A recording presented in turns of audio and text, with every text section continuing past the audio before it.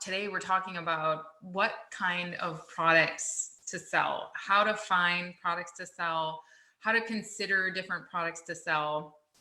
And it's coming at a time when, many people are struggling to sell their products. Maybe they have a product that people aren't buying right now with the whole coronavirus thing going on.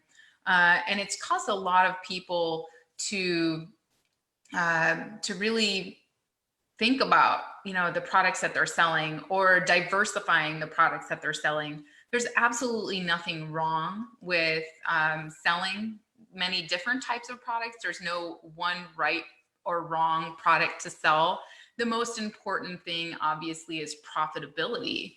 So we're going to talk today about finding the right products to sell and the different types of products and all of that. This is something that I love talking about.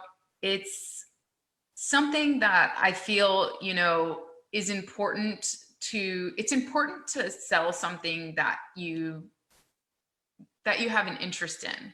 And if your main interest is making money and your products make money and you're happy with that, that's great too. But when you follow your passion, the money definitely follows, because buying is a psychological process and people really want to buy from brands that they feel connected to. They want to buy products that solve a problem for them or meet a need that they have or that they find useful.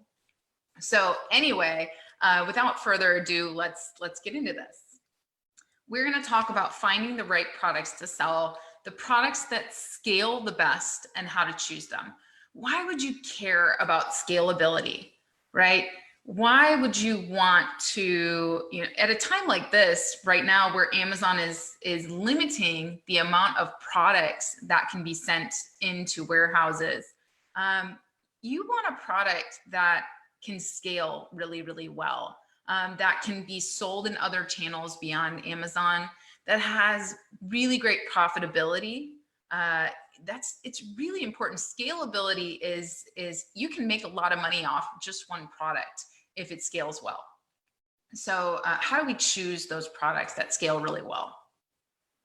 So here's our agenda. We're going to talk about the different types of products and the risks and rewards with them. We're going to talk about ideation. How do you come up with ideas for products? Then we're going to talk about product choices, how to choose the best ideas from your list. And then finally, differentiation. What is differentiation and why does it matter? So first of all, the types of products. What are the different types of products? And there's many different ways to kind of break these up. But in this case, we're breaking them up into 4 different types of products. We have commodity products. Those are products with mostly no modification. So a commodity is something like toilet paper or things people are buying right now in many cases, something that really, there's a high demand for it. It's really easy to source and it's really easy to research because, it's kind of the same, pens, pencils, markers. These are, easy to come up with. I'm just looking around my office right now and seeing some of the commodities that are around here. Paper, all those kind of things, basic supplies. So how do we compete with commodity products? I have under here, my competition is in price. So obviously, when customers are looking to buy different commodities, if we're looking at something like toilet paper or pens or markers, they're really looking at the price of the product. And then advertising, you can compete by getting in front of more people. Maybe your product and your brand can get in front of more people through advertising. Listing optimization is key here because you're going to have a lot of competition for that same keyword. So you want to make sure that your listing has all the right keywords in it, and as well as search ranking. That's how you're competing when you're selling a commodity product. So The pros, I mean, what's great about commodities is they're in high demand. People need them. They're buying them right now. If you're selling one of these commodity products right now and you're in the right placement under your competition, you're probably selling pretty well right now. You're probably doing okay. And these are really easy to source. So it's probably easy to get more of them because, you know, there's a less lead time on something that's already there. But the cons are that the market can be saturated sometimes. So, you know, if you're coming to the market at a time when there isn't scarcity in toilet paper, for example, you're coming to market with a new dry erase marker. Well, how are you going to sell this dry erase marker when there's already hundreds and hundreds of pages on Amazon or, you know, Walmart.com of different types of dry erase markers? You know, how are you going to beat the competition here when really you're just competing on how well you can advertise, and that advertising can be expensive as well as the price. So it becomes a race to the bottom. I've seen this tons and tons of times where, you know, people will sell a commodity product and they'll send it to me. Right now, I know like there's a lot of travel bags and stuff like that that people have been selling, and they've just become really, really saturated.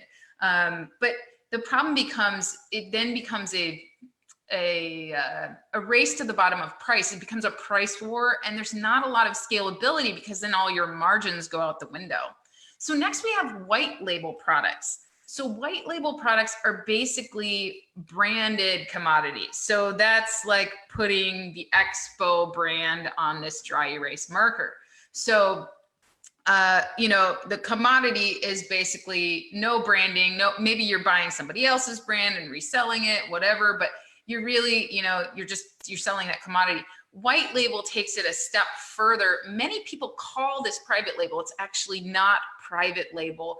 It's just it's like taking a product and what we call slapping your label on it. So maybe you have a phone case or a, you know, a charging cable. You know, often in electronics, you'll see this kind of stuff where, you know, there's only the brands that do really good branding, they'll put their label on it and they compete with advertising and branding. So, you know, if it's a trusted brand in dry erase markers, for example, Expo is a really trusted brand. So they're able to sell these commodities much better than the brand new brand that comes to market that nobody's heard of. So competition for white label products is with price, you know, because people are still looking at price. It's still a commodity.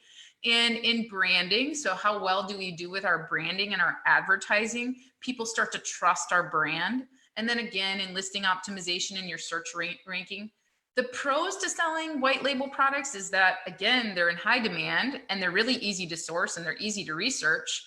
And the cons, again, is market saturation.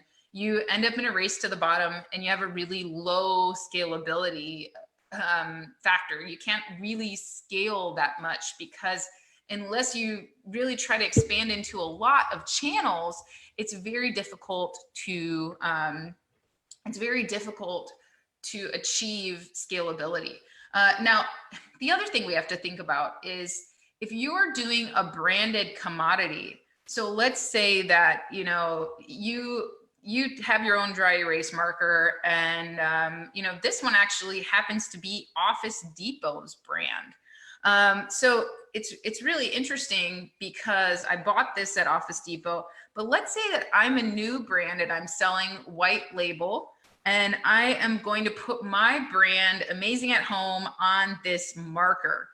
Well, I'm going to have a tough time. I'm going to be able to sell this on my own website. Maybe you guys will buy it from me and I'm going to be able to sell it on Amazon.com, but it's going to be hard. I'm going to be competing on price and my branding and my advertising, but I'm not going to be able to get this product into Office Depot. Why? Because Office Depot already has the ability to put their own brand name on this commodity. any of the scalability factors here are limited because I can't ask a store to put me on the shelf if I am just white labeling something that they could do themselves. Now that's where private label comes in. So that's the next step. That's the next type of product we're going to talk about, private label. That's where you have taken this product type and you have significantly modified or differentiated it. So maybe if we're sticking to the example of the dry erase marker here, maybe I have differentiated in a way that no one else has. Maybe I've changed the color up. Maybe I have a new version of it with an eraser built in and a holder. Maybe it has a magnet on it that automatically sticks to a whiteboard.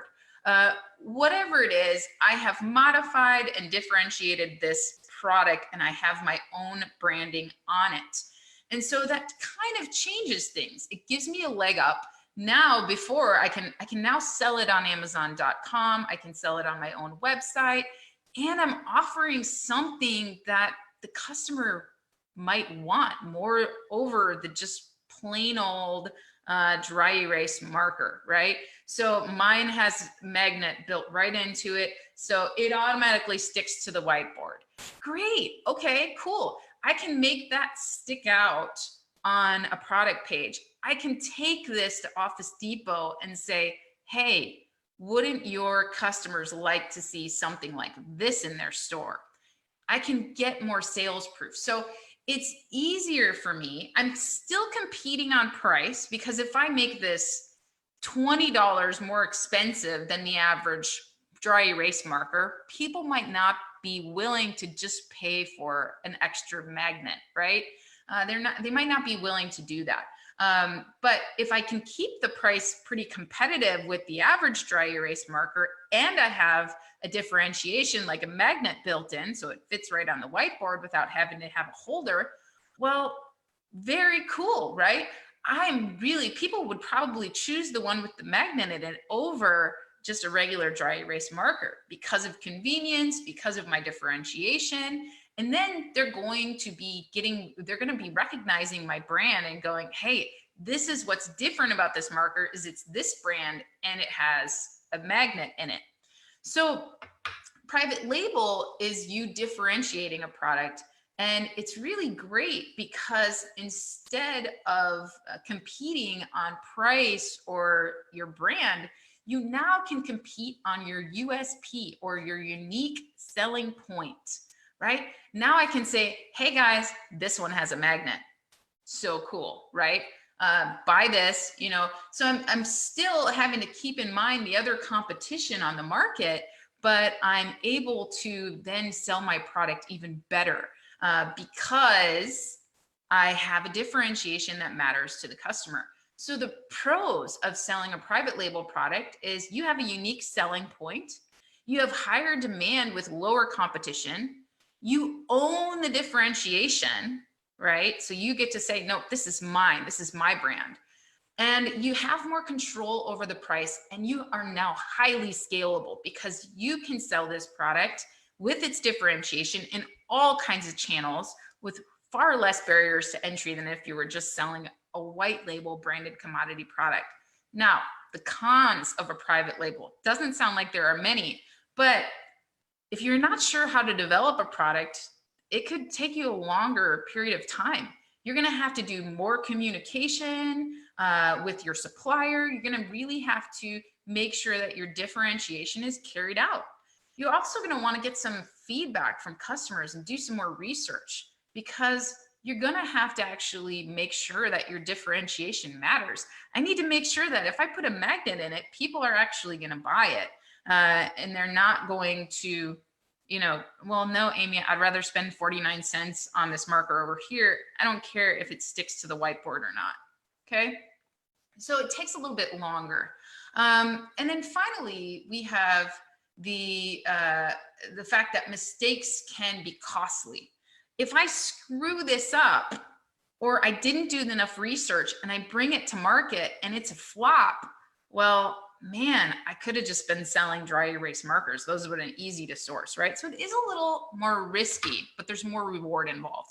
So finally, we have unique products. So these are the products with the wow factor, new, never seen before products. So this is like my product that I invented.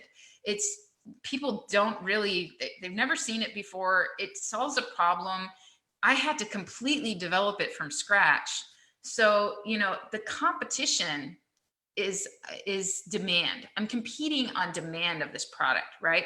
Because everywhere else, people have, you know, every other type of product, commodity, white label, private label, in every other category, I'm competing either on price or branding or my unique selling point. But in this case, I get to own the fact that there's a demand that I'm meeting that nobody else is meeting. So that's kind of cool. And if I protect my idea, I can really take advantage of that and prevent people. Well, I can't prevent people from knocking my idea off, but I can definitely, if I protect my idea, I can definitely sue them for that, right? But anyway, I'm also competing on my branding. I still got to have a good brand, right? I'm competing on my advertising.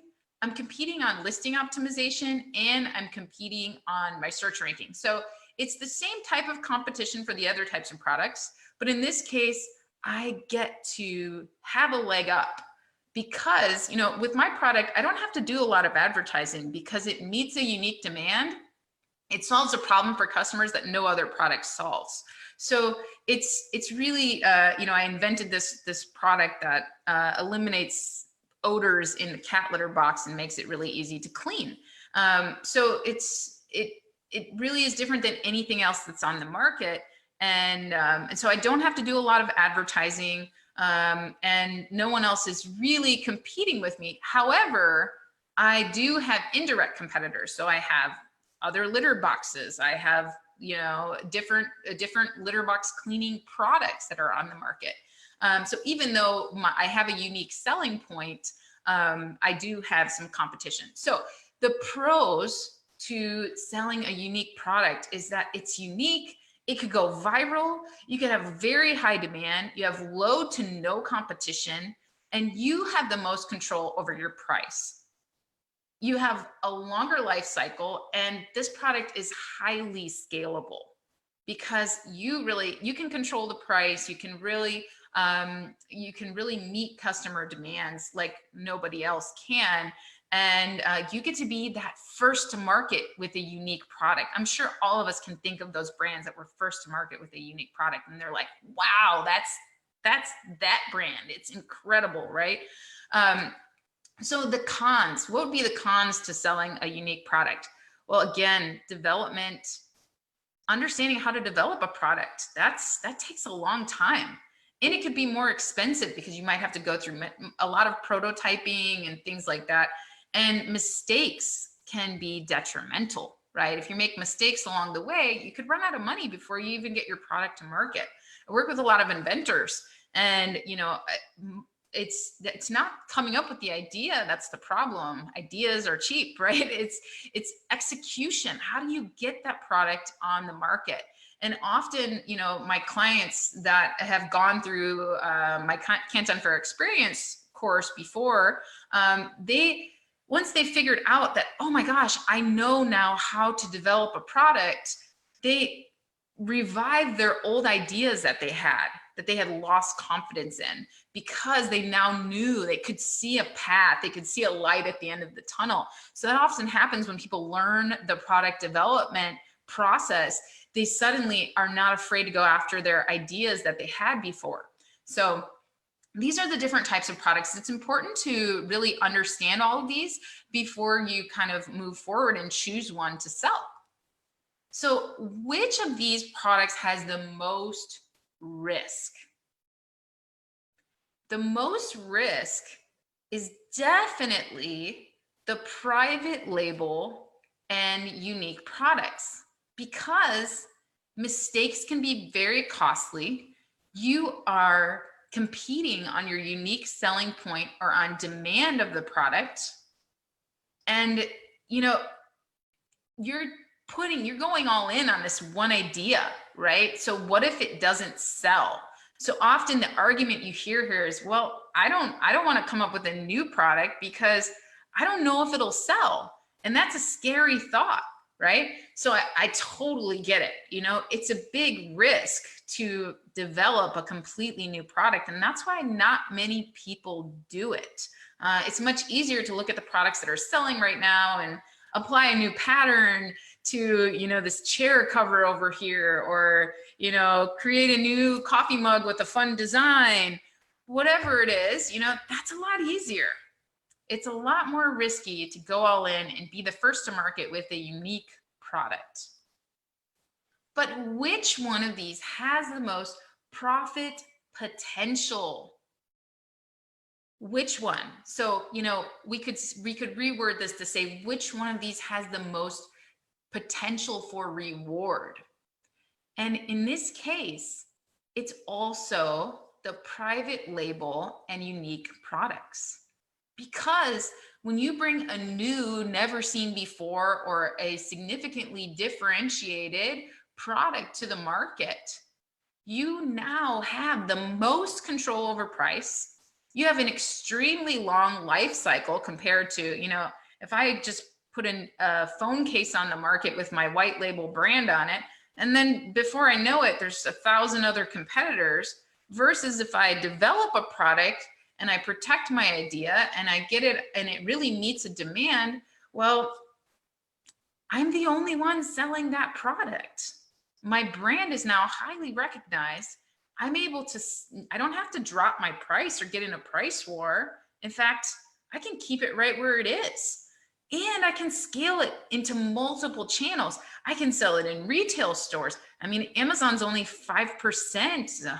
I think the latest number is like 8%. Online retail is only 8% of all of retail. So that's incredible potential. You can sell it worldwide. You can do so many things with it, and it's so scalable. Whereas if I have just a white label product, I'm going to have to constantly be sourcing more products, new products, and I'm not going to be able to just keep a very solid line of products. It's going to be tougher in the long run to achieve profit potential, because my margins are going to constantly be brought down because of all of the competition, and advertising expenses are going to be a lot higher. So although private label and unique products have the highest risk, they also have the most profit potential.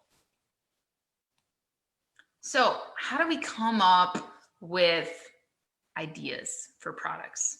I know you guys are probably going, Amy, I'm not creative. I don't know how to do this stuff. This is crazy. I don't even know where to get started developing a product. It's not for me. It's so much easier to do those low risk things.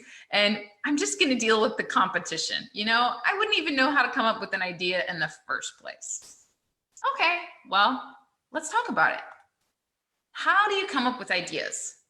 There's a ton of different ways to come up with ideas, but let's just discuss a few of them, okay? So first of all, on the top left here, we have a better solution. So are the things you use doing their job well, or could they be improved? Is there something you struggle with that could be easier if a tool existed to help? So, you know, you can look at the things that you touch every day. I think last month I put out some training on coming up with product ideas. It's on my YouTube channel, but I talk about making a list of everything that you touch in a day, and really like looking at these different things that you use. And just talking about this marker alone, you know, I was like, oh, well, it actually would be really cool if it had a magnet in it, you know, because then we wouldn't need all these. I have a marker holder over here. It's huge. You know, I wouldn't need that if these had magnets built in, you know, and how easy is it to add a magnet to a marker, right? So can you think of a better solution for your existing products? I mean, that's pretty easy to do, right? Is there something that you struggle with doing that could be easier if a tool existed to help? This is how I came up with my litter box product, right? My litter box cleaning product. I nothing that was on the market was working well. And this was a problem that I needed to solve because I did not want to get rid of my animals. So I definitely, I really wanted to solve this problem. So I started working on, okay, well, what is the problem that I'm experiencing and what are the potential solutions? So a tip that I have for you here is don't immediately, the first thing people do is they just jump right to products as solutions. They go, okay, so cooking in the kitchen, pots and pans, and then they go, well, wait, people are already selling pots and pans, so that's not going to be right? So what I want you to do is I want you to really think about the problem that you're experiencing and mind map all of the potential solutions. Get rid of what you think the solution is that's already on the market and think about all the ways you could solve that problem. Put the problem in the middle of a sheet of paper and think of all the ways that you can solve this problem. And I have a ton of these exercises in my Concept to Launch course where I'm really helping you work through these problems. I'll never forget during one of our Can't Done for Experience courses, we had somebody say, well, I think the example was, they said their dog, when they drink out of the water bowl, they get water everywhere. And so they were thinking immediately, well, maybe I could put like a mat, an absorbent mat underneath the bowl, because most of the mats that are there, they're not absorbent. So I'm going to come up with an absorbent mat. So immediately jumping to the solution, they went on Amazon and they said, oh, that idea already exists. Oh man. And then they gave up on their idea.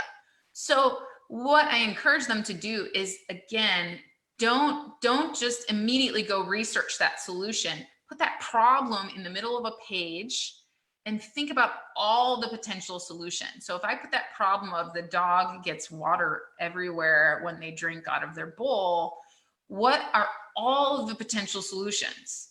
So what about a bowl that has a rim around it, a removable rim that catches the water, and then you could just pick it up and dump the water out? That's one idea. Don't end with that. Keep going. What other ideas are there?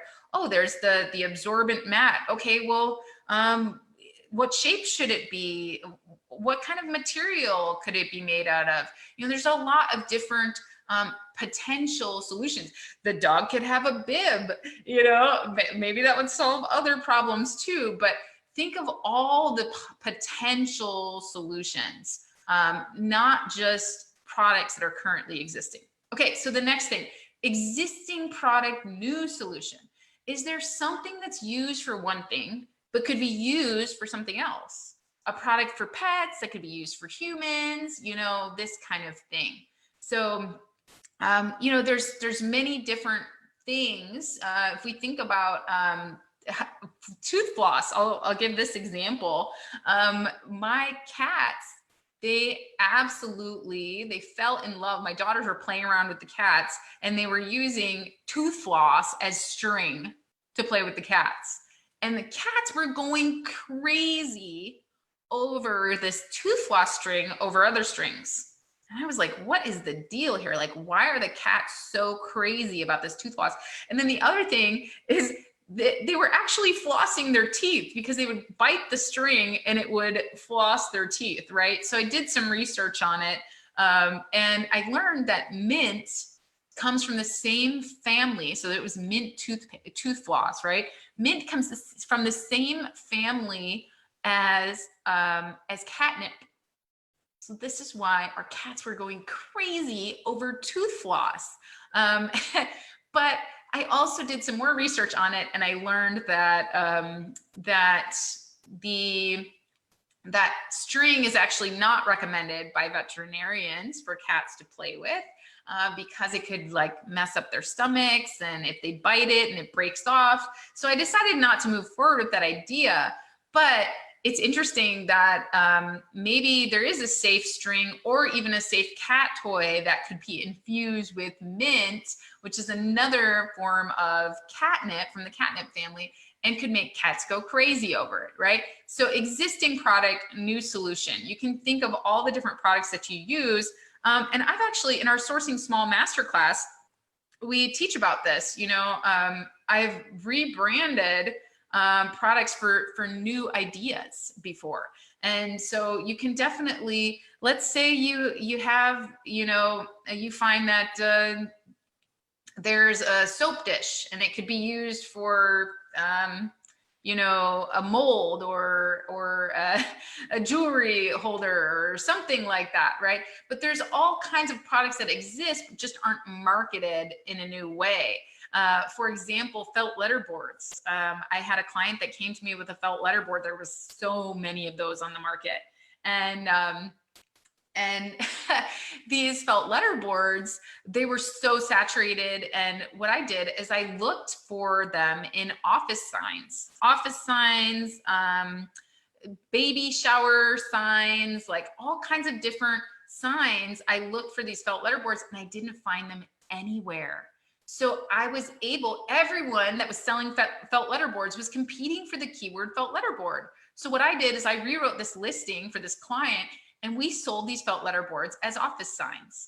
And they sold out of a product in a very saturated time. So I want to encourage you that you could always find an existing product that you would use for a new solution and completely rebrand it. So the third thing is an old ideas in a new culture. So maybe there's something that's popular in a foreign country or something that was popular a long time ago, like the Slinky, the Slinky toy. There might be something that, is popular somewhere else that you could bring to this country, right? Or something that was an old idea and you can refresh it. That would be really cool. There's a lot of old toys and stuff like that might make really good fidget spinners of today. So that's a really great idea to do that. And then finally, follow your passions and your trends, right? So if you already have a passion for something, or you already are into something, into a certain trend, well, follow that, right? I love cats. Obviously, I do a lot of stuff with cat toys. I do a lot of stuff with having the pain points of having a pet. So for me, I can already hang out in those. I'm already in the cat groups. I know what Amazon sellers struggle with. I know what business owners struggle with. That's what makes my consulting firm successful, is that I'm able to kind of dig into those pain points. So really pay attention in the trends that you're already following, and pay attention in your passions, and start looking at those things that aren't being solved and put yourself in a position to solve them. How can you capitalize on that? All right, your product choice. So how do we choose? You have an idea, it's pretty good. Like, what do I do now? Like, how do I know it's a good idea? And how do I know which idea to choose to move forward with? There's so much risk involved, right? I get it, you guys. I get it. This is why I am doing the Concept to Launch course. This is why I want to help people with this, because once you see a clear path from your concept to launching your product, you're going to win. And that's why I'm doing this course. It's so, so, so important for people to have a clear path and to know what ideas to move forward with, because this is a really big pain point for people.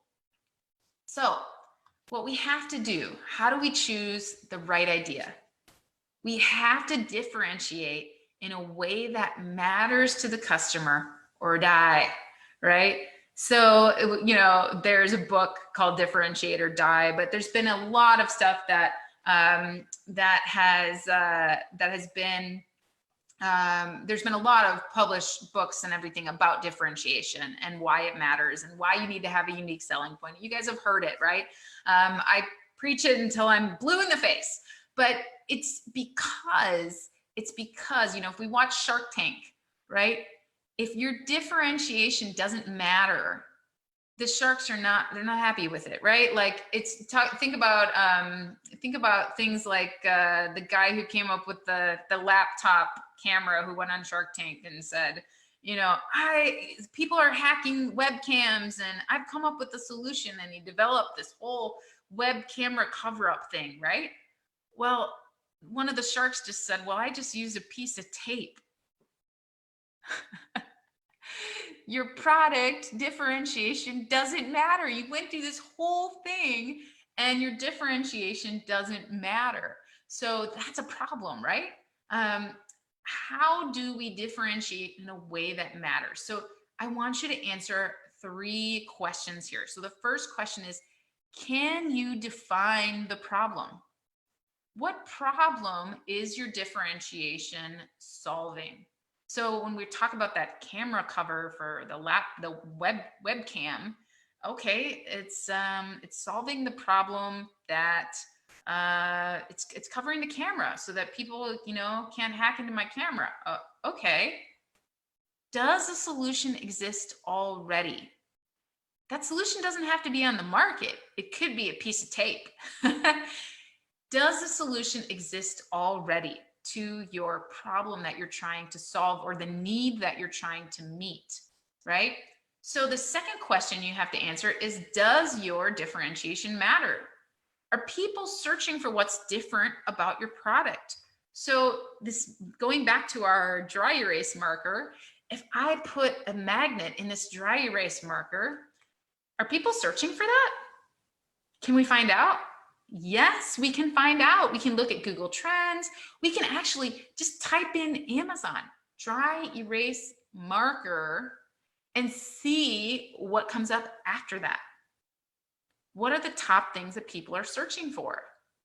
So it's really cool if you can find a long tail keyword like dry erase marker magnetic, and nobody's selling that thing, right? Nobody has solved the problem. It's really cool because you now know people are searching for it and no one is selling it or no one has developed it.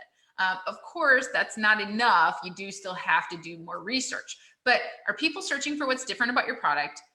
And are they searching for the problem or the solution? So, for example, if I don't find dry erase marker magnetic, are people searching for better ways to organize their whiteboards, right? Is there, on Pinterest, are people searching for, whiteboard organization, that kind of thing? Are people searching for that problem? Are people searching for the solution to the problem? For example, magnets for dry erase board or, whatever. Are people searching, are people DIYing that? Whatever it is, are they searching for the problem or the solution? I give an example in the course about how, I think through a problem of me developing some poker chips. And I want to develop poker chips for home poker parties that are in sets that are already pre-counted. Because when you're throwing a home poker party, you are having to pre-count the chips and it takes a really, really long time, and nobody sells poker chips like this, right? So of course, no one is thinking about this because the solution doesn't currently exist. But when I search for how to count chips for a home poker party, there are literally thousands of blog posts about this. And the only solution that exists is the good old set of poker chips, which doesn't actually solve the problem. So in my case, I know that this is still a problem that needs solving for people that love to throw home poker parties. So anyway, that's just one example of how you can find out if people are searching for it. You can go on Reddit, you can go on Pinterest, you can look at life hacks. There's all kinds of this kind of stuff.